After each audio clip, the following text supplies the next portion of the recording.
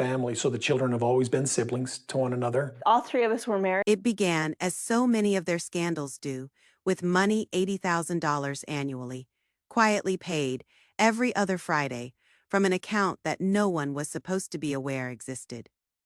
The public was led to believe it was a nanny, just another domestic expense for the Browns. But that was not the case. It was never about the check. It was about access. Behind the Flagstaff house closed doors, where cameras weren't permitted and the crew was instructed to break down shop ahead of schedule, something else was going on. The nanny was not merely monitoring children, she was observing power in action. She witnessed the raw fights, the huddled strategy meetings, and the panicky moments when Cody believed the walls were moving in. They referred to her as Mindy, the quiet niece, the gopher. But Mindy was aware. She wasn't from the family. She was part of the system that made Cody and Robyn's story airtight. She witnessed each choice, each late-night phone call starting with, "Don't tell Janelle," or "Christine cannot know this yet." It wasn't until Mindy was subpoenaed at the financial hearings. Insiders at the court said that the entire picture fell into place. When asked about the payments, she didn't flinch. "Yes," she replied, "I was paid $80,000 a year, but the work wasn't childcare, it was control." The courtroom fell silent. "Control of what?" the attorney inquired.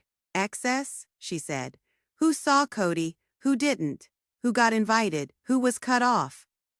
And the illusion cracked. Janelle and Christine's attorney pushed on, extracting information that turned the entire case around.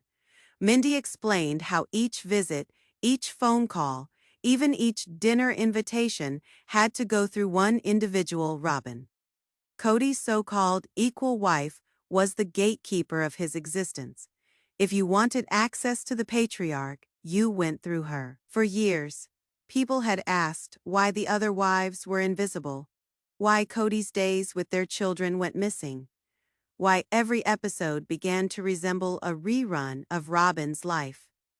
They knew now the $80,000 paycheck wasn't only pay for service, it was pay for silence, for the appearance of order, for the deliberate curating of who counted, and once the silence was shattered, there was no reassembling.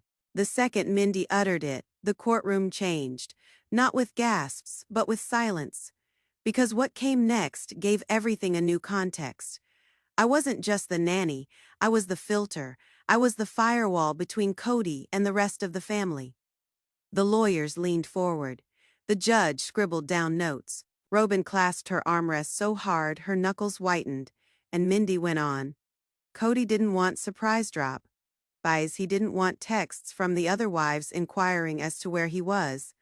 So I was instructed, if Janelle or Christine stopped by, I was to say he wasn't home, even if he was in the next room. One juror gulped audibly, but Mindy was not done.